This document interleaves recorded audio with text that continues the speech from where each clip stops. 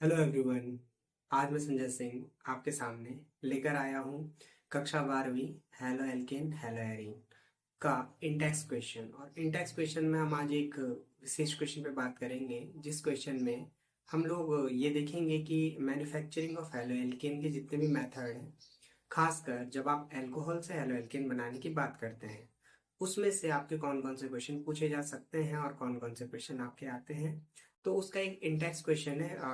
ये आपका 6.5 एनसीईआरटी का क्वेश्चन नंबर 6.5 है। हम इस पे बात कर लेते हैं कि क्वेश्चन नंबर 6.5 जो आपका है, इस सवालों को हम किस तरीके से करते हैं, उस पर थोड़ा सा डिस्क्राइब करने की कोशिश करते हैं। ठीक है, तो आइए हम लोग बात कर लेते हैं कि जो आपका क्वेश्चन नंबर 6.5 इंडेक्स क्वेश्चन है, उस पे हम कैसे आएंगे। आपके क्वेश्चन का पहला हिस्सा जो कहता है, वो कहता है आपका कि ये साइक्लोहेक्सेनॉल बना रखा है यहाँ पे।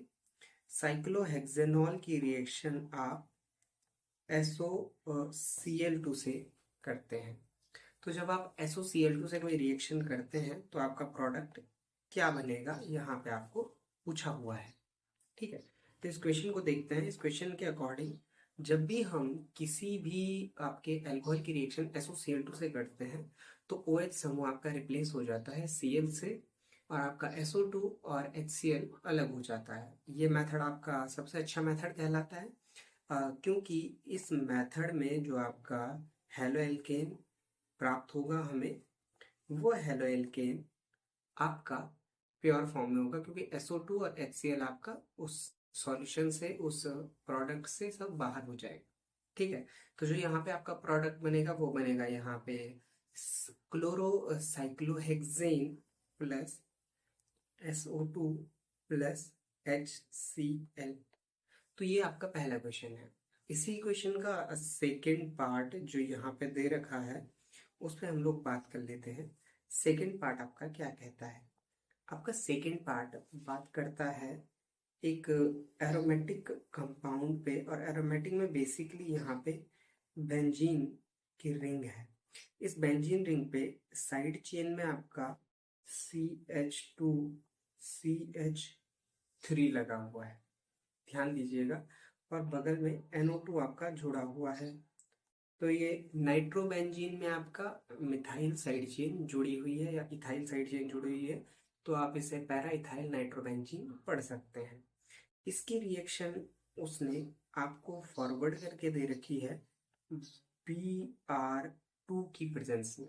हैलोजन है और ऊष्मा या यूवी लाइट, उसमें हीट दे रखा है। हीट का मैं डेल्टा सिंबल डाल देता हूँ, और पराबैंगनी प्रकाश लिखा है, अल्ट्रावायलेट लाइट, या मैं HU डाल देता हूँ। अब इसका जो प्रोडक्ट बनेगा वो क्या बनेगा, ध्यान दीजिएगा। किसी भी रिएक्शन में अगर आपका HNu या हीट की रिएक्शन है और आपका Br2 जुड़ रहा है, हेलोजन जुड़ रहा है, तो ये रिएक्शन आपकी एडिशन रिएक्शन ना हो करके सब्स्टिट्यूशन रिएक्शन होगी। और सब्स्टिट्यूशन आपका जब भी होगा, ये वाई आपका फ्री रेडिकल मैकेनिज्म होगा, मुक्त मूलकों से। अब जब आपका ब्रोमीन का फ्री रेडिकल बनेगा, तो ये पूरी रिएक्शन में नाइट्रो कंपाउंड अपनी जगह पर रहेगा, NO2। ये पूरा का पूरा बेंजीन रिंग ऐसा है। अब जब यहाँ पे फ्री रेडिकल मैकेनिज्म होगी, तो देखो यहाँ पे दो ऑप्शन है।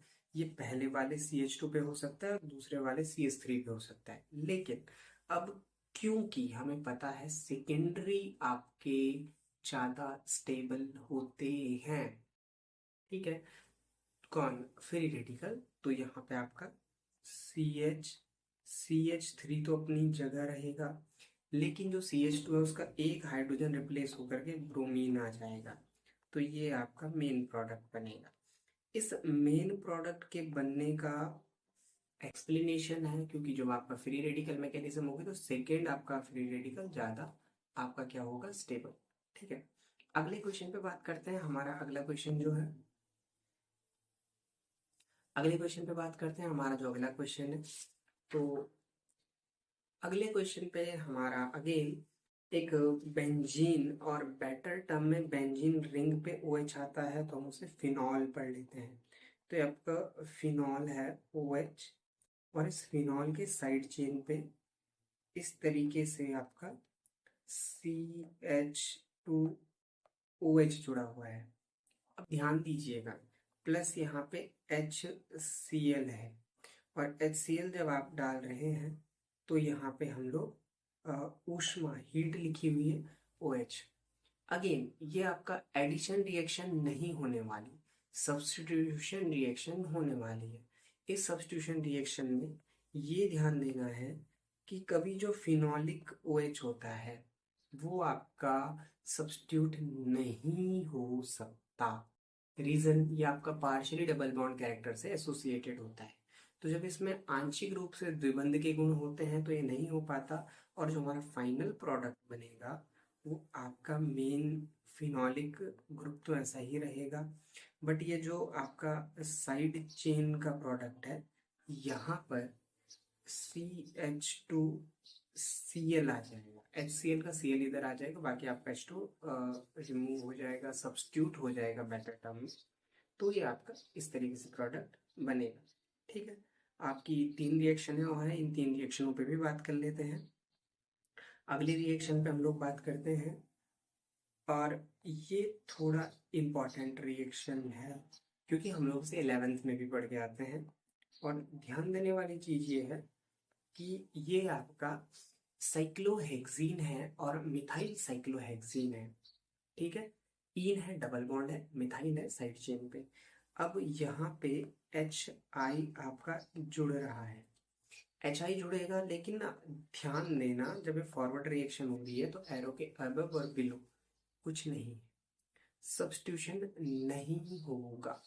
ठीक है, तो सिंपल सी रिएक्शन जो होगी यहाँ पे एडिशन होगा, मार्कोनिकॉफ एडिशन, क्योंकि ये पहली बार बेंजीन रिंग नहीं है, ये आपका जो चेन है ये बेंजीन रिंग नहीं है, इसमें सिर्फ एक डबल बॉन्ड है।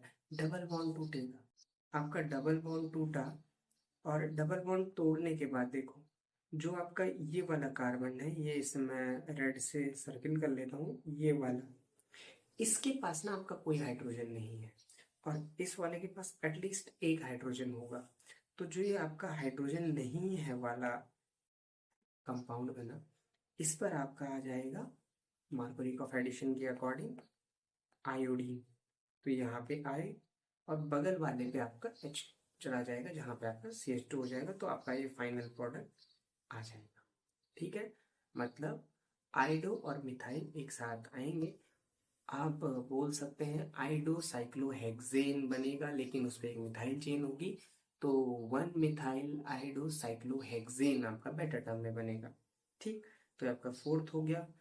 फटाफट दो और क्वेश्चंस पे बात कर लेते हैं जो हमारे पास दे ही रखे हैं पहले से ही।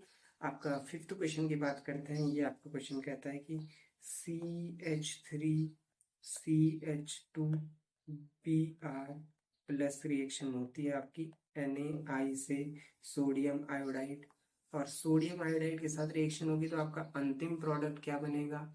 तो बेसिकली आपको ये पता होना चाहिए कि आयोडीन और पर्टिकुलर आपका फ्लोरीन, फ्लोराइड्स और आयोडाइड्स कभी भी डायरेक्ट रिएक्शन से नहीं बनते, इन्हें हम सब्स्टिट्यूशन के थ्रू बनाते हैं, सब्स्टिट्यूट करते हैं बेसिकली।